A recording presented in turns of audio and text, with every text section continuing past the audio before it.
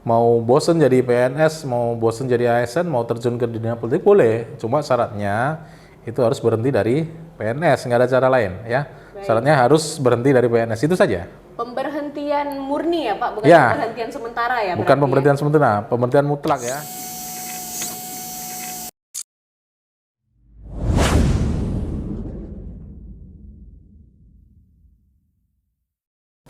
Hai rekan ASN, ketemu lagi dengan saya Aura di Haba ASN. Yeay! Hari ini saya ditemani oleh Pak Dwi Saputro, Kepala Bidang Pengembangan dan Supervisi Kepegawaian Kanrek 13 BKN Banda Aceh. Apa kabar Pak Dwi? Alhamdulillah, kabar sehat. Alhamdulillah. Pak Dwi, sekarang ini kan lagi rame nih Pak isu-isu politik ke depannya ya, karena akan ada pemilihan ke depannya dan udah mulai ada promosi dan kampanye juga nih Pak. Ya, tahun 2024 ya. Iya, jadi hari ini kita akan membahas terkait dengan netralitas ASN, karena ASN itu dituntut untuk netral ya Pak ya. Oh ya, betul. Iya, kalau menurut Undang-Undang 5, ASN itu kan memang dituntut untuk netral, punya hak pilih tapi tidak boleh mempromosikan pilihannya. Ya, kurang lebih Gitu seperti ya, Pak, itu kira-kira ya. Iya, mungkin boleh dijelasin Pak, netralitas ASN itu apa? Netralitas ASN itu dua kata ya. Pertama netral, yang kedua itu mendapat kata akhiran itas ya, netralitas gitu. Netral itu tidak memihak, kemudian arti tambahan kata itu adalah sebuah tindakan atau perilaku. Nah, jadi kalau kita bicara tindakan atau perilaku itu ada dua. Yang pertama itu adalah berupa kegiatan ya atau perilaku dari ASN itu sendiri. Yang kedua itu terkait dengan ucapan ataupun tulisan ya, baik ucapan kita dalam bermedia sosial maupun ucapan-ucapan kita ketika kita di luar dari kantor ataupun dalam jam kantor. Nah, itulah kurang lebih netralitas ASN itu seperti itu. Baik, berarti terutama di media sosial ya Pak, kalau Ya, sekarang lebih fokus karena media sosial itu kan tidak lepas dari kita sehari-hari ya. Jadi itu sangat istilahnya jadi warning sebagai seorang ASN ya. Tapi sebelumnya ASN itu kenapa harus netral Pak? Ya, kenapa ASN harus netral? Pertama, ASN itu kan mempunyai fungsi tiga. Pertama itu kan sebagai pelayan publik. Yang kedua itu adalah pelaksana kebijakan publik, dan ketiga itu adalah pemersatu atau pererat bangsa. Nah, bagaimana ketika seorang ASN tidak netral ketika menjalankan fungsi pelayanan publik ataupun sebagai perilaku menjalankan kebijakan publik tersebut? Pasti dia akan memihak salah satu ataupun ada kewenangan-kewenangan yang barangkali nanti akan mempengaruhi kinerja dia.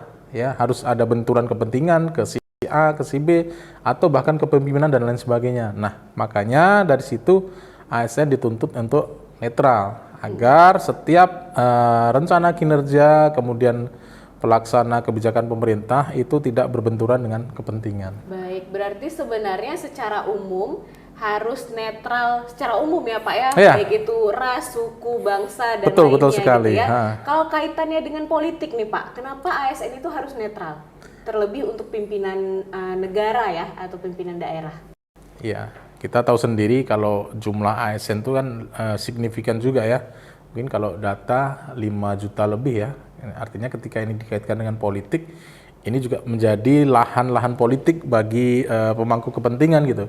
Nah, makanya ketika ASN ini adalah tadi ya sebagai pelayan, kemudian juga sebagai pelaksana kebijakan publik, ketika ini ada intervensi, kemudian ada doktrin yang masuk dan lain sebagainya, ini ditakutkan akan mengganggu stabilitas politik khususnya jelang pemilu ini. Baik, berarti untuk rekan-rekan ASN nih Pak, kira-kira apa yang boleh dan tidak boleh dilakukan, terutama untuk netralitas ini? Yang boleh ini cuma satu sebenarnya ya, terkait dengan hak pilihnya ya, boleh memilih. Boleh memilih, tapi nggak promosi. Nah, itu dia yang tidak boleh dilakukan. Ini banyak sekali ya. Pertama barangkali terkait dengan dengan kampanye ya, baik ini kampanye secara terbuka maupun kampanye di media sosial, seperti memberikan dukungan, kemudian memberikan like dan lain sebagainya dilarang. Berarti komen like di postingan tertentu itu juga nggak boleh, Pak? Nggak boleh. Baik. Ya, apalagi diingat-ingat ya, ya itu ASN ya. like aja. Jempolnya nggak sengaja gitu ya. Nggak sengaja tertekan gitu.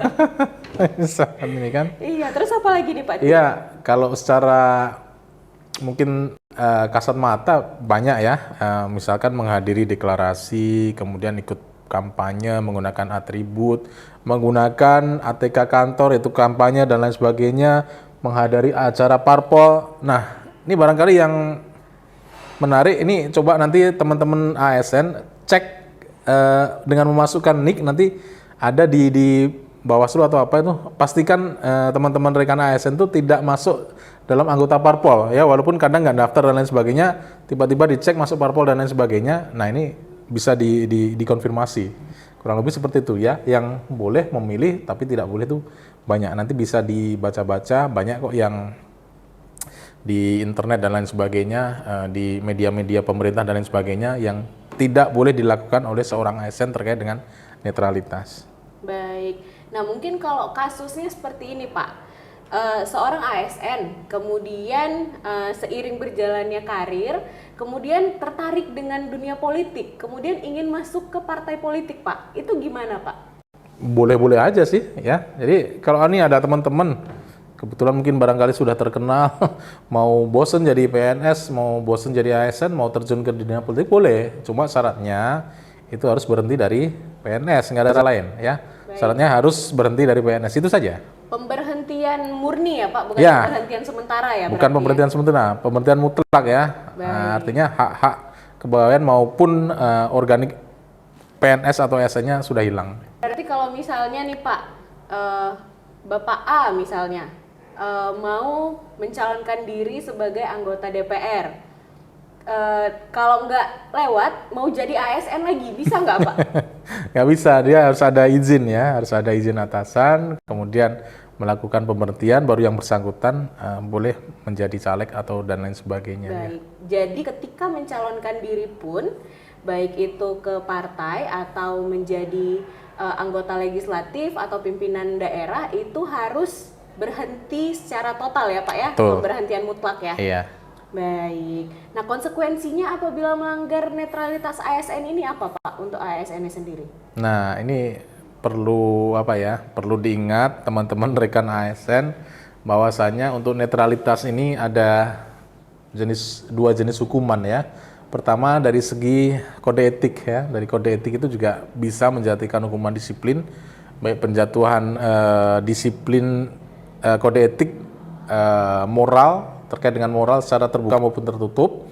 Kemudian yang kedua terkait dengan hukuman disiplin ASN, yakni diatur dalam PP 94 2021 tentang disiplin PNS. Nah, ini ancaman hukumannya ini ada dua tingkat. Yang pertama yaitu sedang, dan yang kedua itu berat. Nggak ada yang ringan ya, sedang dan berat. Nah, itu nanti kalau jenis-jenisnya kan, kalau sedang itu pertama pemotongan tunjangan kinerja 25% selama 6 bulan, kemudian bertingkat menjadi 9 bulan dan 12 bulan. Ini dengan catatan, ini kan PP 94 ini masih ada hal yang belum dijalankan oleh pemerintah, yaitu terkait dengan single salary system. Nah, bagi teman-teman yang belum ada tunjangan TPP dan lain sebagainya itu yang belum diatur, itu berarti jenis hukuman ringannya itu kembali kepada PP 53. Hukuman sedang ya Pak ya? Ya, ke 53 2010. Ya, itu juga ada 3 tingkatan. Yang pertama yaitu penundaan KGB, kenaikan gaji berkala selama 1 tahun. Kemudian yang kedua penundaan kenaikan pangkat selama 1 tahun. Dan yang terakhir itu adalah penurunan pangkat 1 tahun. Nah, ini yang sedang, ancaman hukuman sedang. Kemudian berikutnya itu terkait dengan disiplin adalah ancaman hukuman berat. Nah, berat ini juga dibagi menjadi 3 ya, yaitu pertama itu penurunan jabatan setingkat lebih rendah selama 1 tahun, kemudian pembebasan dari jabatan selama 1 tahun, dan terakhir yang paling berat itu adalah pemberhentian dengan hormat tidak atas permintaan sendiri. Nah itulah rekan-rekan, teman-teman ASN, ada konsekuensi yang harus teman-teman ingat, bahwasanya ketika netralitas ini dilanggar, ada 2 jenis hukuman disiplin yang sudah menunggu. Nah nanti kalau mekanismenya, yang penting mekanismenya nih, kalau hukumannya kan sudah jelas diatur. Nah mekanismenya ini kan nanti masyarakat bisa melihat, melaporkan dengan bukti dan lain sebagainya. Nah makanya teman-teman ini harus hati-hati ya, nanti di capture di tangkapan media sosial boleh. Iya, apalagi ada jejak digital ya. Ada jejak digital, nah itu nggak bisa dihapus jejak digital itu kan. Apalagi kita secara terbuka, terang-terangan ikut kampanye dan lain sebagainya, ada orang foto dan lain sebagainya, itu nanti kita bisa diproses. Nah, untuk prosesnya ini sama dengan penjatuhan hukuman disiplin, harus ada pemanggilan, harus ada tim pemeriksa dan lain sebagainya. Baru kemudian diputuskan hukumannya, betul. Pak ya? Jangan juga serta-merta karena dapat tangkapan, dapat capture dan lain sebagainya langsung dihukumkan. Tidak, mekanisme administrasi ini juga harus dijalankan. Baik. Sudah sangat jelas sekali ya Pak ya, konsekuensi yang akan didapat ASN apabila melanggar netralitas. Ya, hati-hati kita hati-hati. Nah mungkin ini pertanyaan yang banyak muncul juga Pak. Kasusnya mungkin banyak ya seperti ini ya. Apabila seorang ASN memiliki pasangan yang akan ikut pemilihan legislatif misalnya Pak, atau pemilihan kepala daerah, itu seperti apa Pak? Ya, ini kan bukan ASN-nya ya, tapi anggota keluarga, barangkali orang tua, suami dan lain sebagainya. Nah, ketika seorang ASN ingin bukan terjun ke politik, tapi mendampingi politik. Nah, ini harus melakukan cuti. Ya, nanti yang diambil cuti besar dan lain sebagainya itu boleh, silakan diajukan ke bagian kepegawaian dan lain sebagainya. Artinya ketika cuti itu posisi ASN itu menjadi netral. Syukur-syukur CLTN ya, karena di situ hanya tinggal statusnya aja sebagai ASN. Nah, kurang lebih seperti itu ya. Harus dengan CLTN harus deh. Cuti dulu Pak ya. Iya, tapi betul. Cutinya antara cuti besar atau cuti di luar tanggungan negara ya Pak? Iya, sepertinya CLTN ya. Kalau cuti besar itu masih ada hak gaji dan lain sebagainya. Ini harus CLTN dia. Baik. Nah. Berarti untuk ASN yang pasangannya atau anggota keluarganya akan ikut ke politik apabila ingin mendampingi, kurang lebih harus cuti di tanggungan negara. Iya, seperti itu Pak ya? Betul. Baik. Kalau misalnya nih Pak, tidak ikut mendampingi, itu apakah masih boleh bekerja seperti biasa sebagai ASN? Ya, kalau tidak mendampingi ya artinya masuk kantor biasa-biasa saja. Tapi dalam agenda politik suaminya, yang bersangkutan nggak boleh hadir, nggak boleh ikut, nggak boleh ikut, ya kan gitu. Baik. Oke.